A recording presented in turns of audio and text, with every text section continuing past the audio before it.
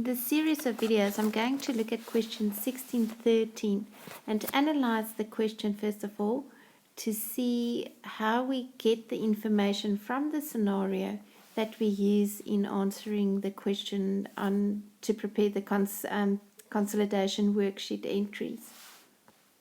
Now, starting point should always be the required, as we have to see what is asked in the question, and when we read through the information we then know what to focus on. So they want us to prepare the consolidation worksheet entries. So from your study so far, you know that you basically have to structure your solution under the acquisition analysis. Of course, there we look at fair value of the assets and liabilities acquired and compare it to the consideration transferred in order to see whether there's goodwill or a gain on a bargain purchase. The second area or section that we need to focus on then is to prepare the BCVR entries. So those are basically the entries to record the fair value adjustments, or to record any assets or liabilities that needs to be created on group level and that doesn't exist on company level. The third area that we'll focus on in the consolidation worksheet entries is the pre-acquisition equity section. So where we eliminate the equity of the subsidiary against the investment recorded in the parent company's accounting records. The second important information that we get from the requirement is the financial year that we have to prepare it for.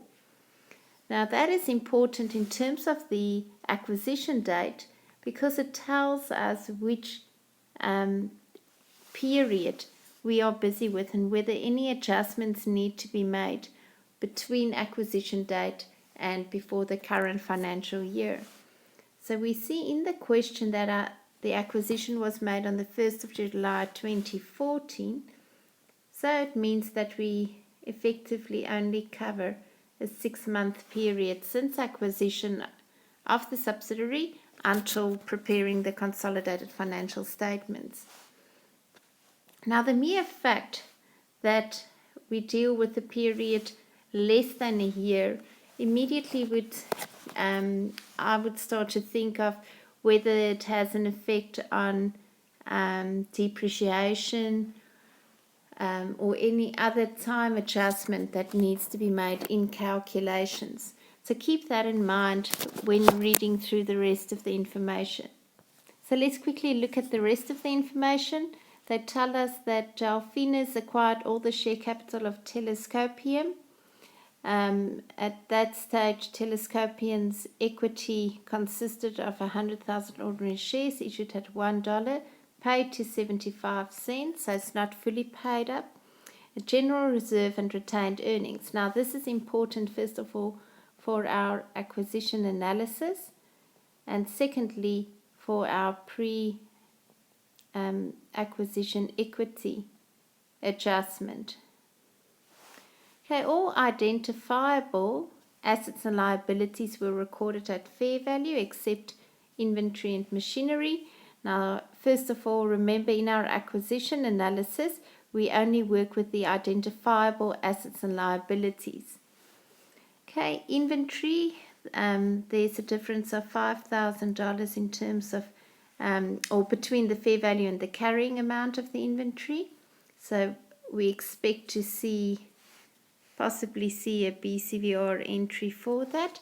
But because it's inventory, of course, we have to consider whether any inventory has been sold.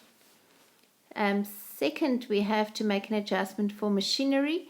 Now, normally we will see that the accumulated depreciation has to be reversed and then the cost of the machinery is adjusted.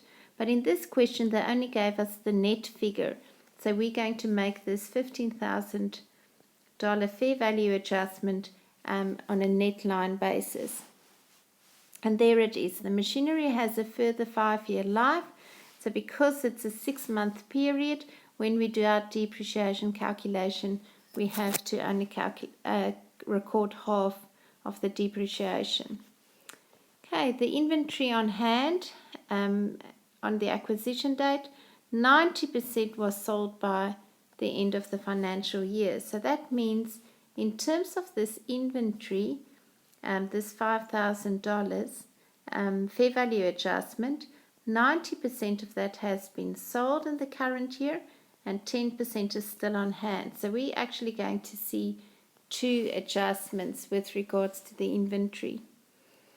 At the 1st of July, the subsidiary was involved in a court case with an entity that was claiming damages. Now I immediately, as I start to read the sentence, think of unrecorded liabilities or contingent liabilities. And you know that in a business combination, those contingent liabilities need to be recorded at fair value.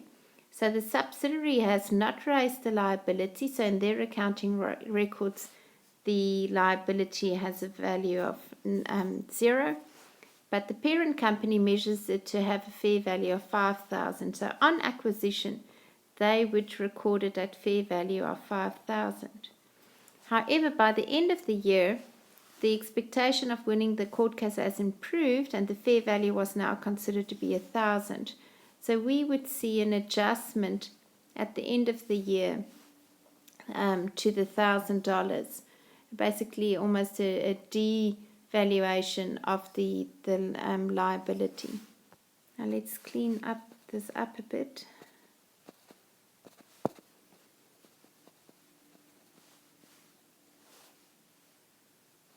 Okay, let's look at the rest of the question. Valuation adjustments are made on consolidation. Now, why is that sentence important?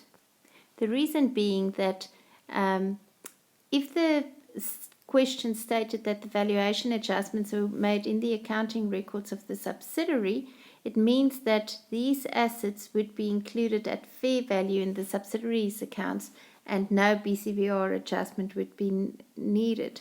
But because we make the valuation adjustments on consolidation, it means that we actually have to record the BCVR entries. Okay, the last bit, on the 1st of November, they transferred 6,500 out of retained earnings in existence at 1 July 2014. So it means that it's pre-acquisition earnings that were transferred to the general reserve account. So in our pre-acquisition equity entry, we have to make an adjustment in the current year.